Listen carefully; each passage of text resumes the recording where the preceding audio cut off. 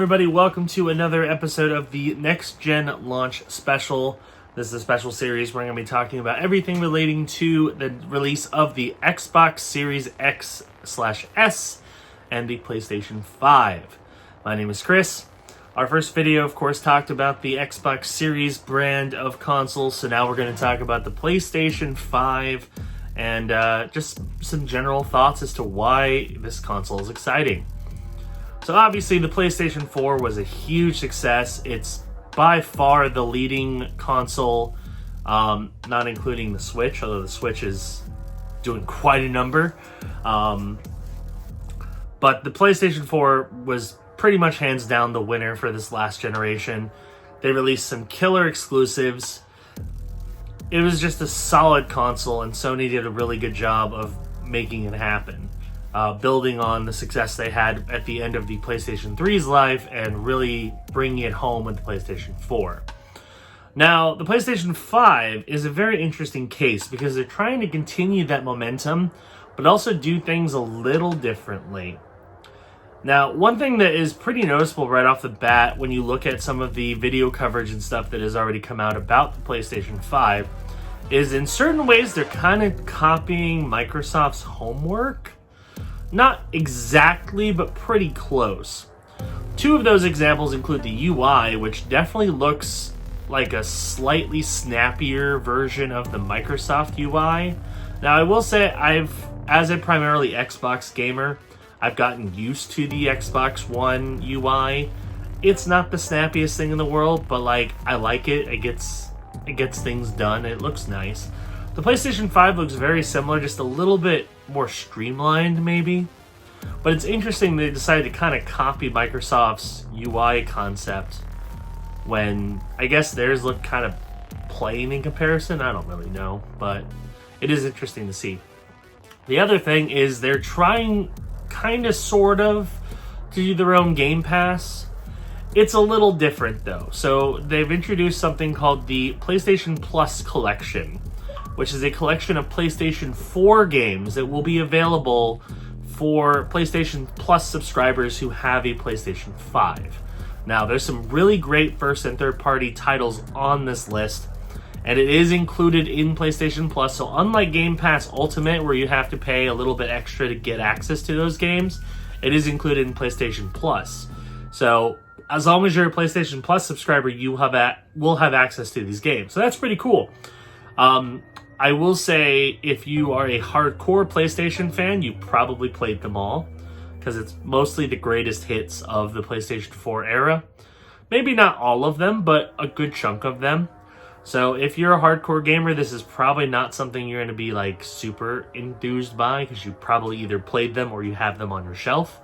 But I think for those who maybe got into the PS4 late, or maybe an Xbox or a Nintendo gamer who just got a PlayStation 5 and maybe missed out on the PS4, this is a great way for those people to be able to enjoy some really high quality PlayStation exclusive games for pretty much no cost. So that's pretty nice. One thing that's a little bit different when it comes to the philosophies of these two consoles, Microsoft is trying to give you tons of different games to play. Now, most of them are older games, but you're going to have access to a ton of them. With Sony, they're still focusing on the thing that they do best, which is exclusives. And the PS5, even though it doesn't have the most comprehensive of libraries, does have a few impressive-looking exclusives. Of course, the two that are going to really focus on for the launch of the system are going to be Bugsnax. I'm just kidding, although Bugsnax is pretty good. Apparently, it's a PlayStation Plus game, so you can get that for free. But no, what I really mean to say is Spider-Man Miles Morales, of course, and the Demon's Souls remake. Both of those are going to be launching day and date on the PlayStation 5, and they are both going to kind of show off the capabilities of that system. Now, Miles Morales is not an exclusive technically. It is available on the PlayStation 4, and there is kind of a convoluted upgrade path where if you get the PS4 version, you can upgrade to the PS5, but you have to pay extra money. But if you get the PS5 version, you also get the PS4 version. It's complicated. And I'm going to talk about that more when I talk about my top 5 best and worst for the PS5, because I think that's one of the mistakes that Sony is making with this gen, is their very convoluted upgrade path system, as opposed to Microsoft Smart Delivery, which is very easy to figure out. So it's going to be interesting to see how all of that works out. But I do like the fact that Sony does have some pretty good, high-quality exclusive games they're going to be launching alongside their new console. Obviously, Microsoft really wanted Halo Infinite to be their big launch title. It got delayed, probably for good reasons, but at least Sony's coming out of the gate with some pretty nice exclusive games to play. Now, of course, one piece of contention when it comes to the PlayStation 5 is the size of the console. It's not exactly small, it's pretty large. It's also very gaudy. It is interesting that, again, Microsoft and Sony took very different directions when it comes to the design of their consoles. Microsoft's is very subtle. It's just a box. It's a little tower. It looks kind of like a PC tower. And then you have the PS5, which looks like something out of a sci-fi movie.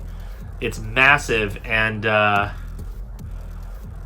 it's just really bizarre looking and very big. But I definitely think it'll be kind of a status symbol, where if you go to somebody's house and you see one of those, it's like, oh, you have a PS5, you're a big baller. So if you're looking for that status symbol, I think a PS5 will definitely get you in the right direction. That's for sure. I think it looks pretty cool, and I'm excited to have that giant thing at some point whenever I can actually get my hands on a PS5. The other big thing that Sony has been really focusing on, which is pretty exciting, although it has one major drawback, and I'm going to talk about that in my top 5 list, is the DualSense controller.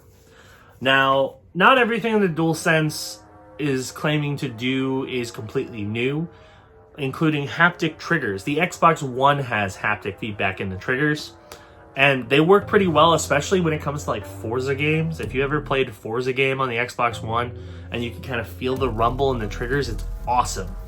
So I'm expecting the DualSense will have something similar, but apparently the haptic feedback isn't just in the triggers, it's throughout the entire controller, which is pretty game-changing, actually. It's interesting to see how that's going to be implemented. So I am excited to get my hands on that controller. I think it's going to be pretty cool, although the one major downside that I've heard is that the battery life is atrocious. And the battery life wasn't already great with the DualShock 4, so that kind of scares me a little bit. But, I mean, hey, if it does all this revolutionary stuff, who am I to complain? So I definitely think if you're looking for big first-party exclusive games and enjoy the PlayStation ecosystem and want to have that cool status symbol in your entertainment center where you just say, yeah, I got a PS5, I'm cool like that, then I think the PlayStation 5 is definitely going to appeal to you.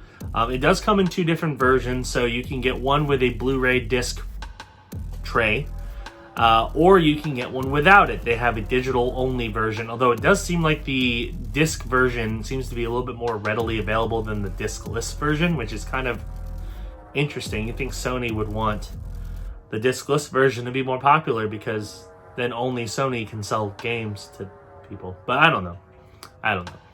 And there's a $100 difference in the price point. The disc version is $500. The discless version is $400. So if you want to save $100, maybe buy a game, you can get the discless version of the PlayStation 5, and that should do you pretty nicely. So I definitely think the PlayStation 5 is going to do quite well out of the gate. Of course, Sony has a terrific staple of studios that are going to continue to make high-quality exclusive games. And, of course, third parties are going to be lining up out of the door to support the PlayStation 5. So, in terms of a big feature, I think the PlayStation 5 is going to do quite well. It'll be interesting to see how in the long term these two consoles do. But in the short term, the PlayStation 5 is probably going to dominate pretty quickly. So we'll see how things play out when the consoles actually launch and people actually try them out for themselves when they're out in the wild. But for now, I think the future looks quite bright and exciting for the PlayStation 5 and all those juicy Sony exclusives coming our way. So there you go. That's kind of my thoughts on the PlayStation 5. going to go into more detail on some of those in my top 5 best and worst for the PlayStation 5. That'll be coming out later today, so keep an eye out for that. So that's going to do it for this episode of the that is going to do it for this episode of Next Gen Gaming Launch Special. Hope you enjoyed it. We got videos coming out all day. Normally new videos come out every day at noon Eastern time, every day on this channel, but we're going to have all kinds of exciting stuff out today and tomorrow leading up to the Xbox Series X launch, which I will hopefully have in my hands tomorrow. Hopefully. We'll see. I'm going to be optimistic. But anyway, thank you for watching. Hope you enjoyed it. And I will see you on the next part of the Next Gen Launch Special. Bye-bye.